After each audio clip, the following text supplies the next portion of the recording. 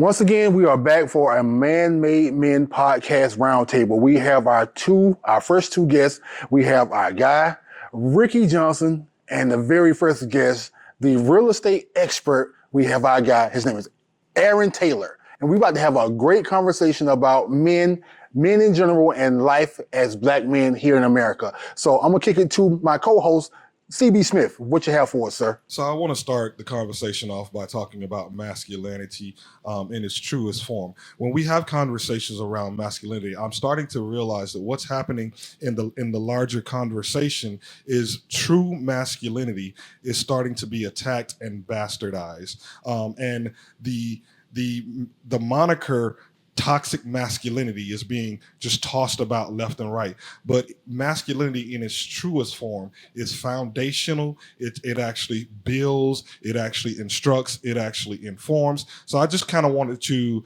go to the panel and have them articulate what their thoughts are on what true masculinity is and how it presents itself when it's facing forward. Okay, well, I'll be the first to chime in on this one.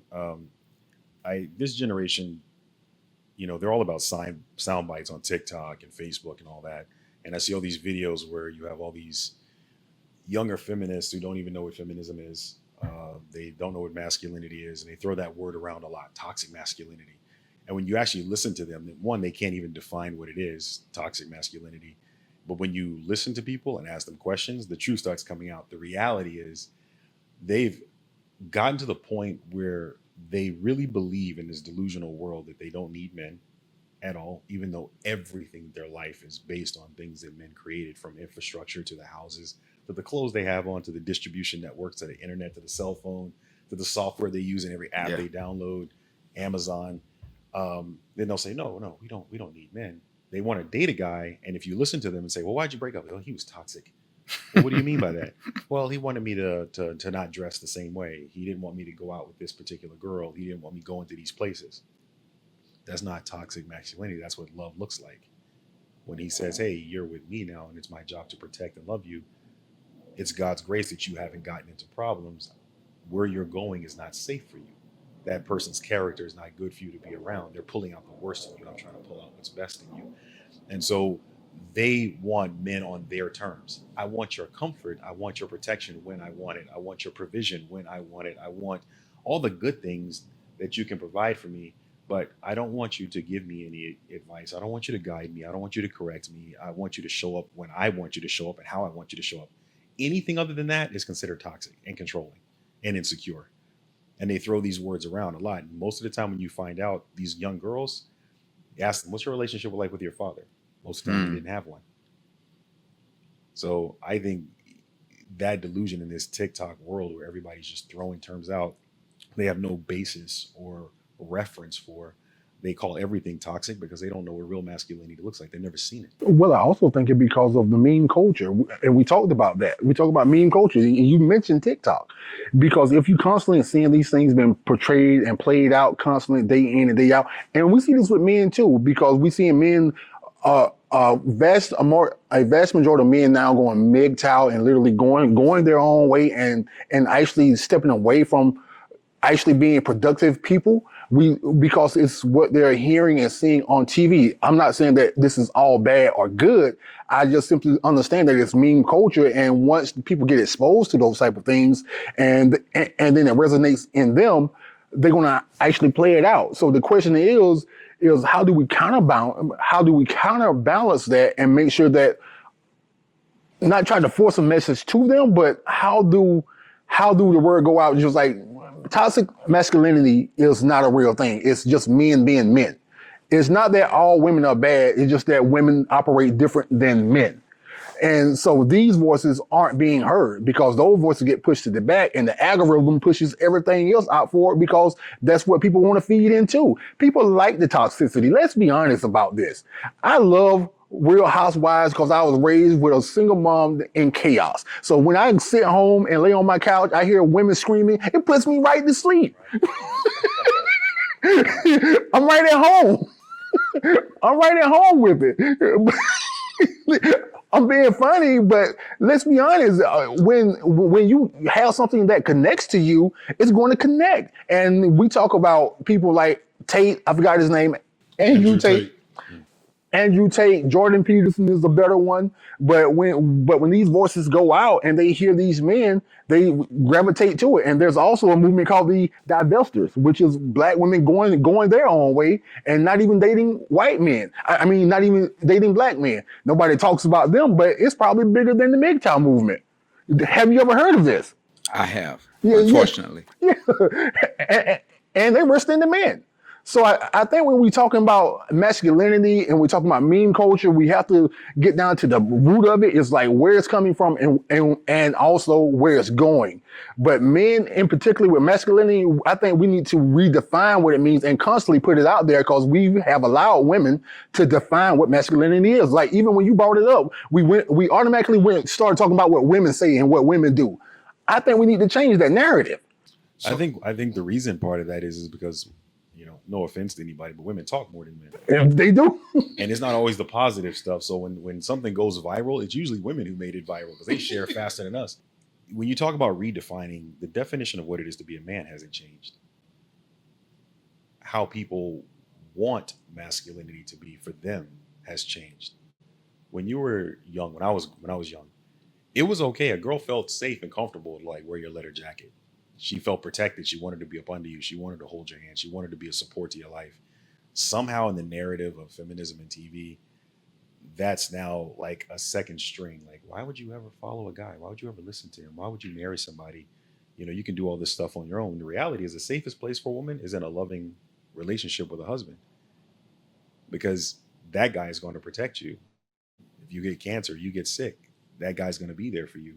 TikTok is great for the views and all of that. You're connected to millions of people without any real connection. But in order to have a real connection, it means you have to be vulnerable. It means you have to open up. You mean somebody's going to hold you accountable. A man is going to correct. If he loves you, he's going to correct you at times. Only simps don't correct their women because they're too busy trying. This is what you tried to get me on last time. Simps won't speak up because he's trying to get laid or because he's trying to please her. A real man, if you love somebody, is going to tell them things they don't want to hear. Do what you would do with it what you may. But that is the thing that a lot of people are trying to get away from because culture has told them, well, no, he doesn't control you. This is more empowering. Go out, sleep around, go out, get your career, go out, do this, and then look for a husband after you're 45. Really? Okay. Let's see how that works out for you. Yeah. I'd like to jump in here and offer maybe a slightly additional perspective. And that is, first of all, when we have any of these discussions, we come to the table with presuppositions. What's the foundation of what we believe in? Where did that come from? For me, I have to be clear with my presupposition is scriptural. My presupposition is from a theological perspective of I believe this. Because everybody believes something. That shapes how you go from there. So for that being said, I'm very clear of my presupposition and where I'm coming from. So then when I look at this topic of masculinity and what it is, to me, it boils down to what, and who did the Creator make me to be? As I learn to discover that, that's what I identify with. So I'm coming to the table in any relationship, first out of love, second out of purpose and righteous intention. Now, all of this other stuff that we're throwing around, toxic, this and that, is relative to something you believe in order for you to think it's toxic. So for me, it's discovering what it means to be a male man and living out of that. And if someone perceives that to be toxic, that's their problem. Agreed. I choose to love them. I choose to walk in that love and walk in understanding and respect. And I think that's what people are looking for.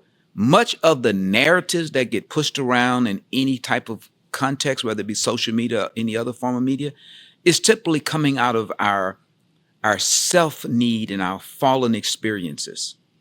So we're just memeing or spurting out these different things and putting that stuff out based on our feelings, based on our unmet expectations. but not based on our equating that to truth. What does it mean to be a man, to be a woman, to be a husband, to be a wife, to be a leader, to be a follower? What does those things mean? Now, when we come to some type of foundational truth around that, where we can have some kind of consensus, then we can make some measurements. Other than that, we have nothing to measure by, because what you may think is toxic masculinity is just your feeling. Basically. So there was a book that I read 2022, 2023, somewhere around there, by DeAndre Whitfield, called Male versus Man.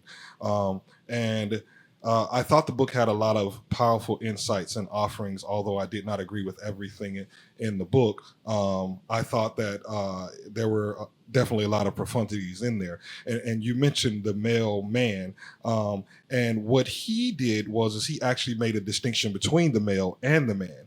And the male was more of that person that was still operating in his manhood, on a primal level, but the man was someone who had worked to evolve himself, and he was a higher vibrational frequency operating individual that had a greater impact on those around him in his immediate sphere, and it just continued to cause and create a ripple effect there. And so I did really appreciate that distinction there, and I think that's oftentimes what we're seeing in our community.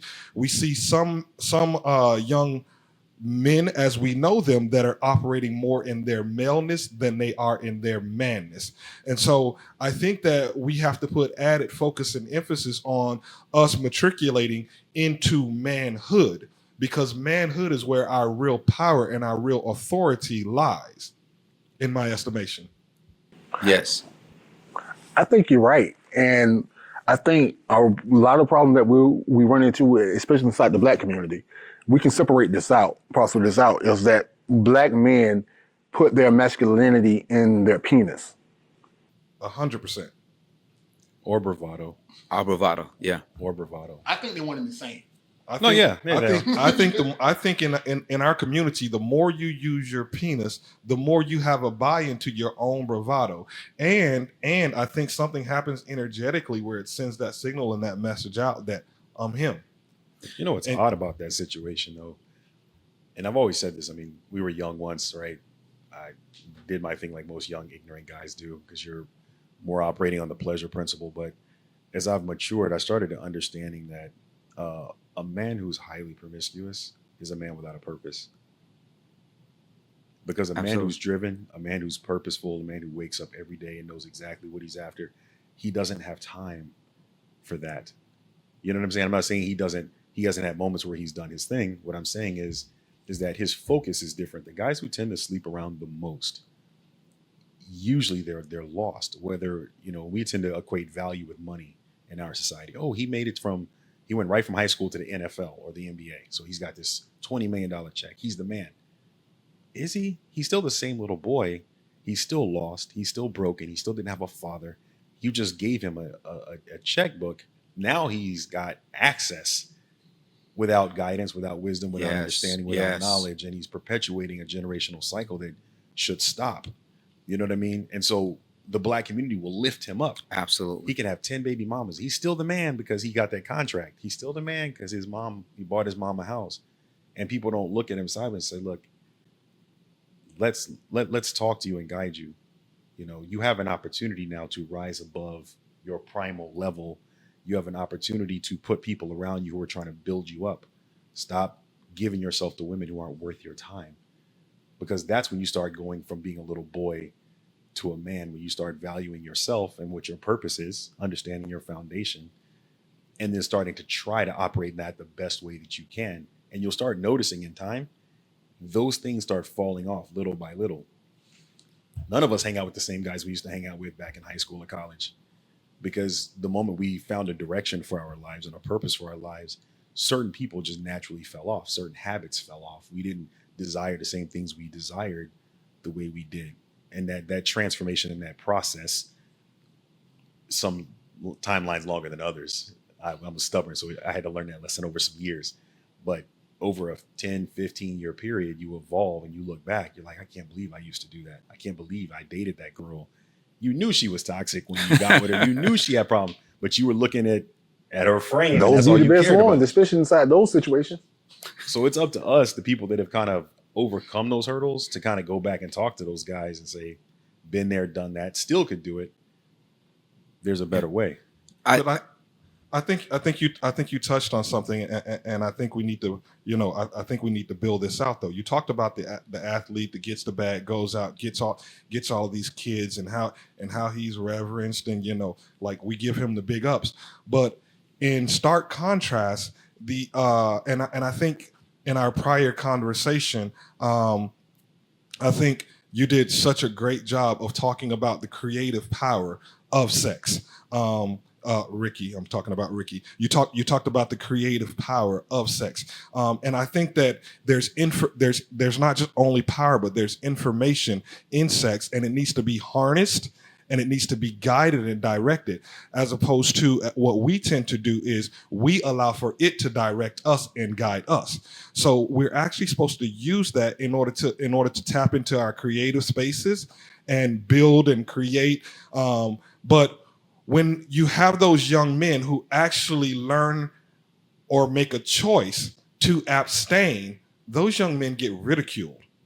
They get ridiculed, they get put down, they get called sassy, and so then under pressure, they feel the need to succumb and then allow for themselves to be pulled out of space, when oftentimes those young men, the reason why they're not pursuing that is because they're busy using that energy to pursue purpose and create something here on the other side. Yeah, I like to jump in on two things you all said that I think triggered thoughts in me, and that is the process of life. So the athlete, the rapper, the whomever, the young person who gets elevated to the top because whatever they did made a lot of money, because as a culture now we're valuing people based on what they have. We're identifying people based on having, which I think is backwards. We are, I believe, from creation intended to be identified by who we are. Who are you? Not what do you do or what do you have? Who are you? Purpose, understanding who you are. When we get that in Black men, now they can be equipped to do the right things. And having is just a fruit and not a goal, and not something to be measured by or compared. But because we've not known who we are, because it's been stripped from us, our identities have been lost, we're going after what we can have. And often that's sex and money. So now we're identified. I know culturally, I grew up in a promiscuous environment. I don't know if I've ever had a man say to me, you're a man because you have sex. I don't think nobody ever verbally said that to me. But the signal was communicated to me all my life. Yeah. The signal was, the more women you get, the more man you are. So from 16 to 24, I was chasing it every week. Literally, especially from 20 to 24, it was every Friday night. Because internally, that's what I had internalized to be a man was. Though my dad never ever said that to me, but he modeled that to me. My brother never said that to me, but he modeled it to me. So that's what I saw, and that's what I believed. Though I didn't clearly understand it, and I went after it until I came into a space to go, I'm hurting women. I had 6 sisters, and I started hearing their cry. All of their bad marriages and bad stuff and the men who used them and whatever.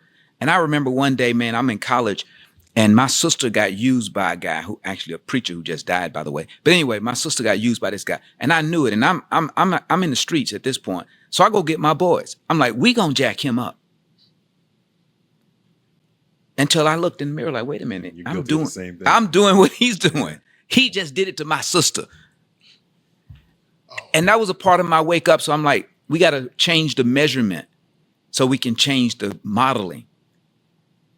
To realize what we have is not what makes us, money or sex. It's who we are. So we got to become something. And we got to focus on giving that to younger men so that what they do line up. That's what typically righteousness means, to be rightly aligned. Righteousness is doing who you are, not just some spiritual connotation, but righteousness is an alignment with creation. Purpose, yeah. And because if you get that alignment, the end result of that is fruit that remains. So we're not getting remaining fruit because we'll focus on just having fruit, not producing fruit. And so now we're after getting stuff. So we go after the bag, we go after the sex, and we've conditioned the women. How do you get all these women on videos if they don't accept it? And then we demonize them for being whores and bitches when we created them. Sometimes. I won't even say sometimes. I believe, and speaking from my personal experience here, and I'm going to definitely speak from my personal experience, I'm going to say more women use me than I use them. That was my experience too. That doesn't eradicate the dominance of the man, though. It's both things are true. I do believe that we're concubines. I think we're utilities. Can you define that for me when you said more of them used you than used them? Can you give me like an example or context? Just so I make sure I understand. What I mean is, because I'm the heathen of this thing, so let's just put that out there, right? So these three guys are far better men than I am. Okay, so I'm still working on myself. My wife loves me, but she already understands. So those are the caveats because she's over there. So, but what I mean by that is, when I approach women and I told them what the game was, they understood what the game was and they played the game how it was to be played. Like most of the women that I dealt with was much older than me, probably about 10 years, and they know I provided the service to them and they provided finances back to me or whatever that I needed. I was a concubine. I was a utility to them to get service. And the same thing, a lot of these women know the game and they know what's going on and they just play it. And then when the game isn't played how they want it to be played, that's when they play victim and say, oh, you did this to me. Oh, you did that to me. I'm like, nah, baby. Every time I came over here, you called me first and you knew what the game was. So, but still inside what he's saying though, here's the issue, because I was taught that by other men. My uncle, when I was about 12 years old, threw me inside the room with a girl and said, you better get it.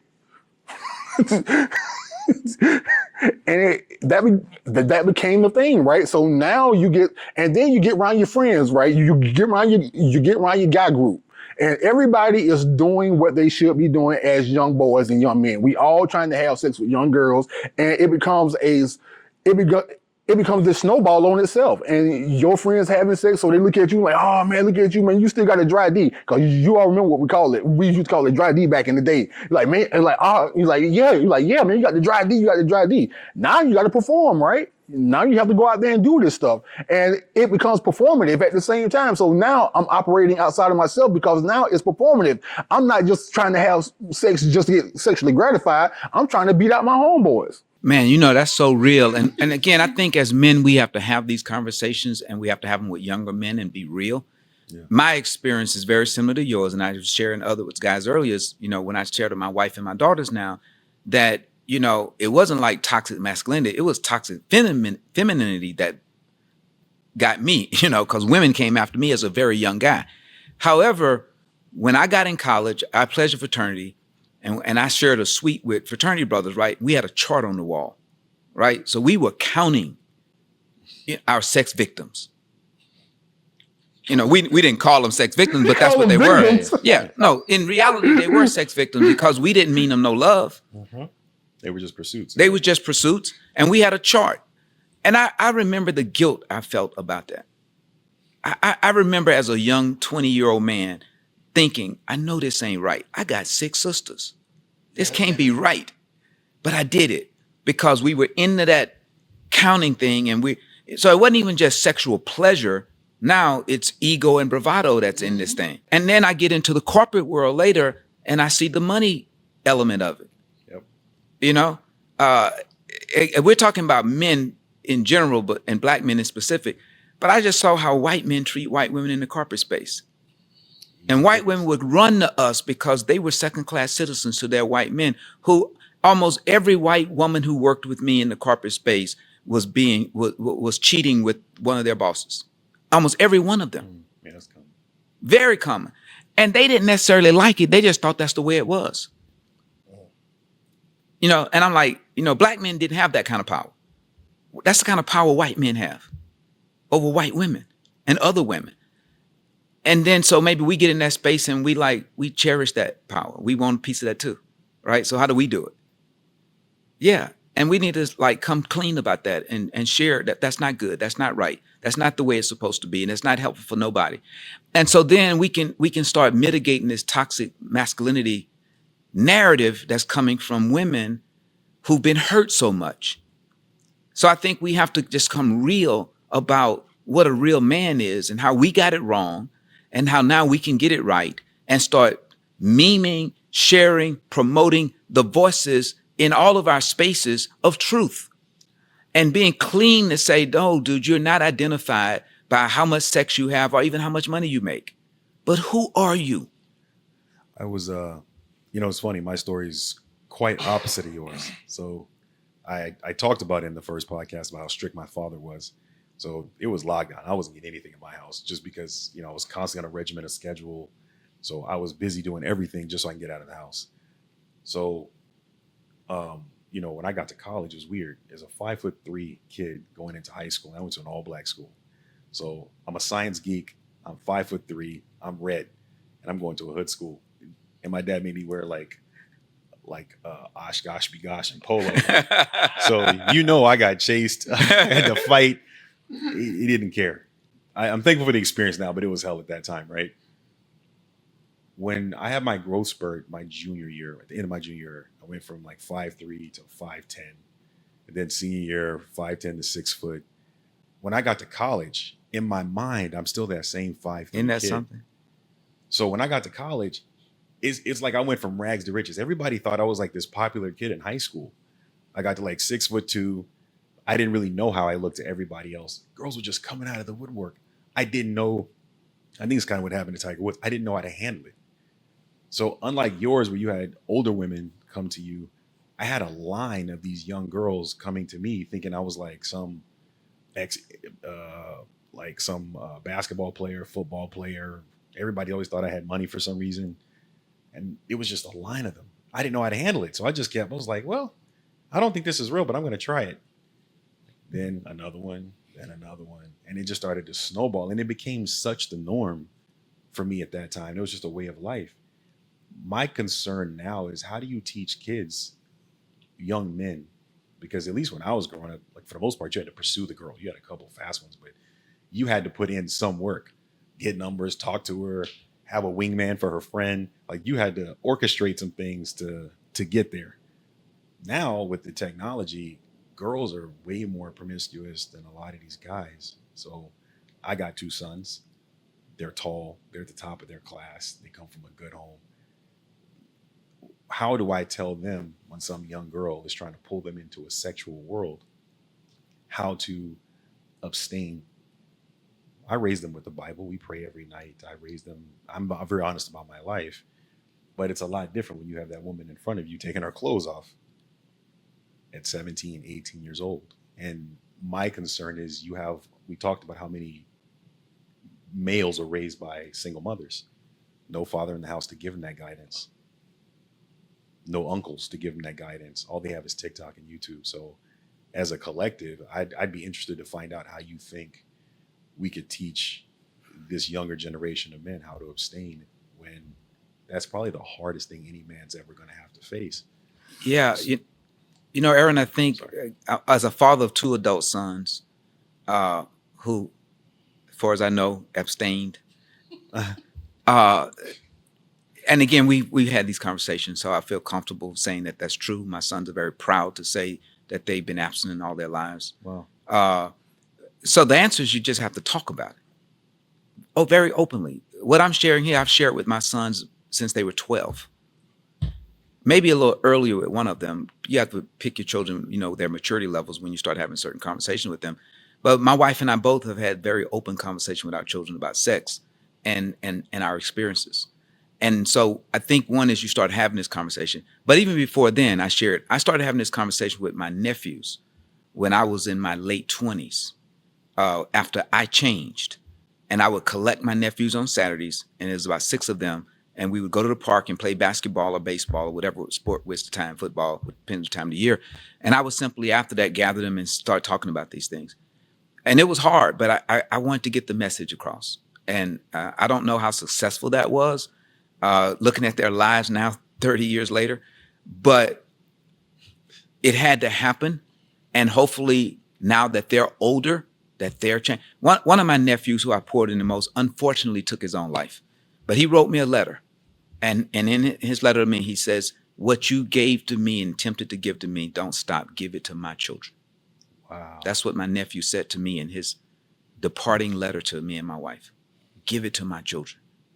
I failed, but you were right.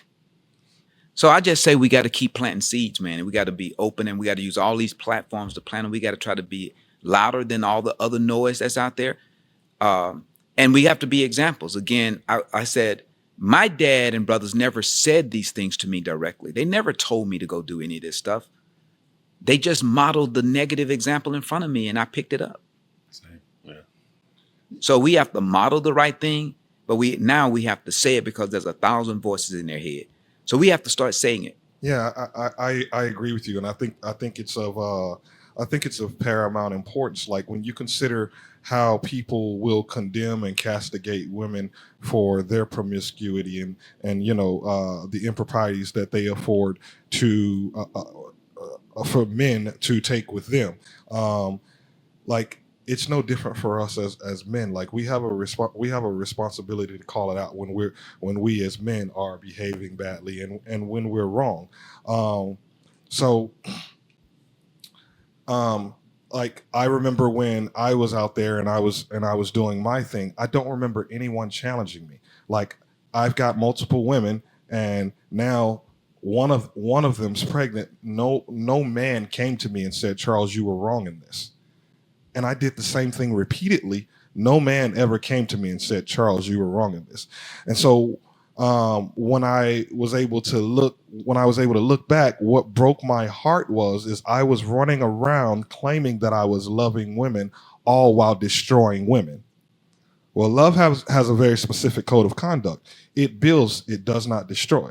So if I'm busy destroying these women through my actions, through my lack of self-restraint and self-discipline, then I don't really love them. Maybe I actually despise them and hate them. Maybe that's something I need to examine and look at. Maybe someone should have had the courage to look at me and tell me the truth and tell me about the pain that they cause, not only the pain that they cause, but the pain that they also experience. Because you can only play that game for but so long before sooner or later you get bit.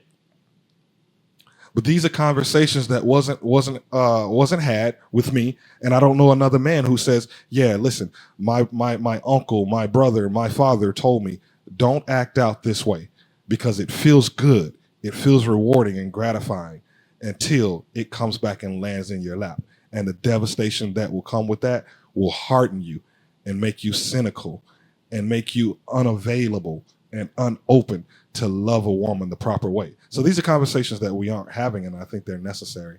And I think that what your nephew was trying to say to you is that he realized the gift that you gave him, and he would hope that you would give that same gift that he wouldn't be there to give to his own kids because he saw the value in it. I think I want to take this time because he mentioned his nephew, and we need to talk about something else that black men don't talk about is mental health. Yes. Big one, man. I would say one of the awakenings at my nephew's memorial, we had a mental health counselor, a black man, come in and talk about this and the challenges with black men not even facing it. And we're having a conference coming up here in June at the Wealth Collective, and we're bringing mental health counselors in to talk about this in the family because it's almost becoming an epidemic, this suicide thing. I don't know if you all heard a young man, I don't know him personally, I knew his mother, LSU football player on his way to NFL committed suicide about 2 weeks ago. Yep. I used to go to church with his mom. I didn't know him personally, but I knew his mother. And this stuff is real. My nephew, by all people's measurements, was a successful guy. He graduated from Dillard University, got a master's from Columbia, and he got a law degree from Columbia, and he worked for a top law firm in New York City. And at 49 years old, he took his life. Struggled with who he was. His whole struggle was trying to prove to people that, he just wasn't some little guy from the hood. And he struggled with all of the issues in his dysfunctional family. His youngest brother's in prison serving 3 life sentences. He took responsibility for that when he shouldn't have. And he struggled with all of those things. And then he had toxic relationships with women, which really was a reflection of his relationship with his mother. And his dad. And so now we're starting to have those conversations about where you are mentally, why you are there mentally, and start seeing this stuff not as just something that's taboo, but that we can talk about it. And I would put myself on the chopping block. I've not been good at that. I'm a fairly strong-willed guy, and my wife would probably say I kind of disdain weaknesses when I see them. That's just how I'm kind of made. And but we've had to now become vulnerable and ask questions, and as my wife would say, become a soft place to land. And so we have to open up to this conversation, especially in this culture now, because I didn't know young men. When I was growing up, my friends were like me. Yeah. Right? And we were like, we're going to do what we got to do to make it. But that's a different culture out here now. And we have, I think, an enemy again who's out to destroy the male seed, in particular the black male seed. And so we have to become aware of the strategies of our enemy. And when I say enemy, I ain't talking about white people per se. I'm talking about the spirit behind white supremacy and behind all of the ills and elements of our culture. And that spirit, we have to attack it with strategy. And so we have to have conversations. We have to be examples, and we have to come together for community healing. And we got to quit just creating victims and blame. The blame game is not going to get us anywhere. There's a lot of, here's what I say to young folk and to our own children. Yes, you can blame anybody, and that may be real, because there's plenty of blame to go around, but blame doesn't solve problems. Let's become problem solvers and not problem dwellers. Well, yeah, but you said something. You said something about soft place to land. And I think that's where mental health inside the black community lacks any real representation, because we don't have too many soft places to land. We can come around our boys, and when you begin to start telling your boys about your issues and back how we used to do it, the worst thing you could do is come tell me or my homeboys what you was going through, because we about to ride you and clown you, shoot the dozens, whatever insecurities that you having, we about to amplify it 30-fold. And then if you tell it to your girl and you start crying around her, well, she's going to call you gay. So now you start, and don't go tell your mama, because I personally learned a hard lesson from that. Me and my best friend and my roommate got into a fight, and I broke down mentally crying, and I just couldn't take it anymore. Worst mistake I ever did was pick up the phone and call my mama, and I never called my mama again in my life about anything that I was going through, because I can't remember what she told me, but when she said those words to me, I know this wasn't the thing to do. Well, I would, I think there's an availability. You talk about failure. I'm a very private guy. Everybody knows that. I live in isolated, so I'll admit my fault in this. There's only 24 hours in a day, and you have to be very discerning who you open up to. But we are taught to be strong, right? Mm-hmm. Not just as men, but as black men specifically, to be strong. I grew up in a military family, and my dad was like Mr. Military, so any sign of weakness was just not something he was willing to tolerate. And I adopted some of that.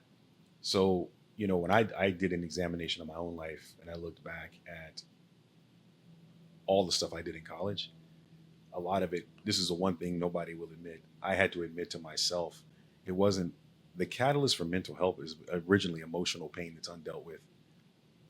And for a lot of little black boys, the absence of a father in the house is already a hurt that they can't explain. We're just told to tamp it down. And their mother does the best that she can, but she's not equipped to help him deal with the pain, because she's a woman. She's going to deal with it as a woman would deal with it. But as a young man, how many men do you know come alongside young men and say, you know what, I know what that pain feels like, and here's how I overcame it. But you have to first acknowledge that it hurts first.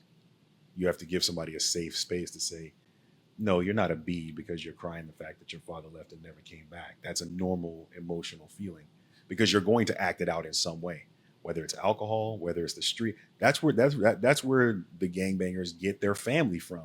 You were abandoned everywhere else. We make you feel safe. Come roll with us.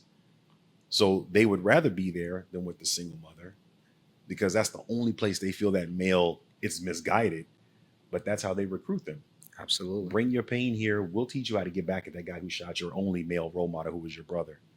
So they put a gun in his hand. What does he do? Because he can't process that emotion, he listens to it and goes and does it. Oh, you know what? That girl broke up with you, hurt your feelings? Oh, I got somebody who's been liking you for the last 2 years. She's waiting for her to get away. Why don't you come over here and sleep with her? Doesn't matter the fact that you got 2 kids you can't take care of. Like, the lunacy of not just being able to say, you know what? I am broken. I am hurt, and having a safe space to do that, and having men come alongside you and be like, it's okay. This is normal. You're not weak. You're not soft. And guiding them to a healthier way to do that. Everything I did was because of the pain. I had to admit that to myself. All those girls I slept with, I was literally drowning out. My father was physically present in my life, but to do the stuff he did overseas, I didn't find out till much later what that was. He was not there. You know what I mean? So he was a very hard guy. And I knew no other way to express that. When a woman showed me physical affection, it was the way I could express all of that emotion without words. So every time a woman was available, I took it. Well, not every time, but most of it, right? And it wasn't until years later where I had to like look inside and figure out, like, why was I so all consuming with these opportunities? Why did I do this? Everything that I did wrong illegally, thank God, that God's grace, I didn't have to pay the price for those things. It was all to try to prove something to a man I swore I didn't care about at the time. Like, we have a great relationship now, but that's bearing all those feelings. I'm going to show him how smart I am. I'm going to show him that he's nothing compared to me. I'm going to show him, trying to get attention of a guy who has no idea that I'm out here doing this stuff to get his attention. Well, if I don't care and I'm not hurt, why am I spending so much effort doing it? I had to, that takes self-examination that I know most guys don't do. And their friends groups are the wrong kind of guys. So they give them the easy thing. Drink it away, sex it away. Let's go to the club. Let's get money. Yep. Bury it. You'll forget about it. No, that hurt never goes away. It festers. And you act it out in other ways. Or you get a woman who really loves you, and because you haven't dealt with that pain, you end up being verbally or physically abusive to her or your kids. Yep. So I'm just going to admonish all of us. If within the next 6 months, I would challenge all of us to at least find one person and just honestly ask them how they're doing, and be open to receive whatever that is, and just kind of give them a safe space, because I think we've all failed in that regard. I would say that, and you touched on a lot there, but I would say that one of the things that we need to move away from is the chiding, and the ridiculing of men who try to grow in their emotional intelligence and actually speak to the hurts, pains, and traumas that they've experienced. So we start to pack all of this stuff in, and we start to internalize it, and we're not able to give the best of ourselves to the people that we care and love the most, because we haven't even been able to fully experience that, because a lot of that's buried under that trauma, hurt, and pain. So we haven't even fully realized the best and highest version of ourselves, because there's many things that have just been packed away so deeply that when it comes time for me to be able to break through and get to the next level, I can't, because the next level requires me having dealt with the thing that I never dealt with, the hurt and pain from the fact that my father was not there. And if he walked into this room right now, I couldn't recognize him at all. I had a conversation with Mr. Life the other day, and he doesn't know this, but in our conversations, we were talking about our parents, and he shared part of the conversation when he was talking about his mother. And I'm not going to share anything that he doesn't choose to. I'll just share how the conversation impacted me. And through that conversation, we were talking about our parents and what our experiences were. Me not knowing my father. Through that conversation, as we were talking, there came a point where I felt just a release, like something had just been unlocked and, you know, allowed to escape, that I didn't realize that while I had it locked away, it was on the inside of me, just constantly chipping away. It was always trying to get out, but I wasn't ready or willing and prepared to let it go. And so this is what we do as men all too often, because there's not places and spaces where we can go and have these conversations. But through the conversation that I had with him, I literally shed it away. And I just sat and I rode. I was on a long trip and I was just thinking about the conversation that we had just had. And I was sitting there stoically, just trying to process everything on an intellectual level, because oftentimes as men, we operate up here and we don't let things sink down here. And, you know, I felt tears roll down my face. I wasn't sad. I was actually feeling quite free. I actually recognized that I had joy because I knew that something had been broken off of my life, right? And those tears felt purifying and they felt healing. But that space isn't afforded to us all too often. It's not afforded to us too often. So through him trusting me enough, because he and I, we ridicule one another all the time. But in that moment, he trusted me. And in that moment, I trusted him. And we gave one another that gift. And through that conversation, I got healing and I got freedom from something that I didn't even know that was still locked away and buried in there. And I think that as brothers, we need to understand that we have a responsibility to be that to one another. Amen. Facts. So I'm gonna let that be Smith's final words. I'm gonna kick it to Aaron and then Ricky. Let's keep it brief. Okay. No, I can't wrap it up any better than that. I just think this is, scratching the surface of a much bigger problem. And consistency is something that I've always struggled with when it comes to certain things. My wife's like, oh, you got great ideas. You need to be out there doing this, doing that. And I think, honestly, sometimes we look at the vision and it's too big, when really it just takes trying to affect one life at a time. Start with our family or our nephews or a cousin or whoever. There's somebody we personally know that's gone through some stuff and we really haven't maybe given them that safe space or delved into that and just really checked in on them to see how they're doing and how we can help, even if that's just leaving the door open.